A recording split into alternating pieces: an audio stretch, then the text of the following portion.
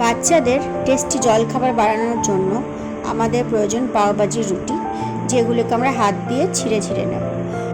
এবার একটি পাত্রে মেয়োনিজ, টমেটো কেচাপ আর মিক্স সার্ভস দিয়ে মিশ্রণটি তৈরি করে নেব। এটি হবে আমাদের সস। তারপরে সমস্ত পাওভাজি টুকরোগুলোকে বাটারের মধ্যে ভালো করে ভেজে নেব।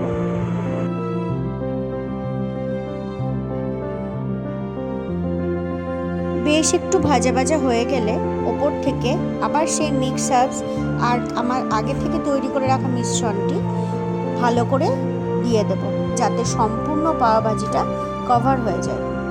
এবার ওপর থেকে চিজ দিয়ে দেব। আমি এখানে স্লাইস চিজ দিয়েছি, চাইলে মোজারেলা চিজও দেওয়া যেতে পারে।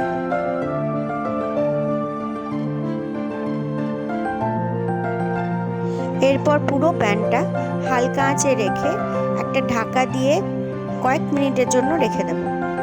মিনিটখানেক বাদেই ঢাকনা খুললেই কিন্তু আমাদের টেস্টি ইজি জলখাবারটা একদম রেডি।